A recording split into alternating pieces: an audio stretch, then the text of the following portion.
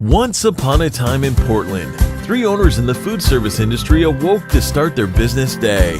These owners represent the various customer segments within the food service industry. The industry is fragmented, and our customers have diverse business situations and financing options. Equity Eric has been in business for nearly 10 years. He has strong credit, a few locations, and healthy cash flows. He's in a strong position to leverage his equity, track record, and cash flows to secure the best financing package. Flexible Fiona has 2 years of experience with a moderately successful independent cafe. She is past break-even and even has moderate credit. When Flexible Fiona needs equipment, she looks across a wide range of financing options and sees which one she can get. She often uses several forms of financing at one time, depending on how much each source can provide and whether leasing or buying makes sense.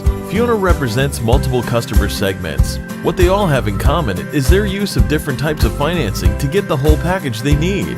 Constrained Calvin is starting his new cafe. He has weak credit, limited experience, and uncertain future cash flows. He doesn't have much of his own savings.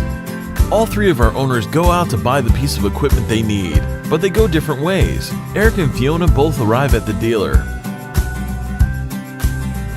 Eric knows what he wants and is able to buy with a combination of cash from the business and a low-interest bank loan. Eric doesn't consider leasing. Fiona chooses carefully on price. She uses multiple sources of financing to pay for what she needs. She considers equipment leasing, but this is one of many options and must have concrete value for her. Calvin arrives at his new cafe and starts to do research. His profile makes him unqualified for loans or other traditional options. To make his purchases affordable, he must travel down the value curve. He resorts to looking for used equipment in the newspaper and online, even though he doesn't know what condition the equipment is in. He drives a distance to pick up his coffee machine, bypassing the dealership on the way. Eric's new restaurant is a success. He enjoys his new equipment.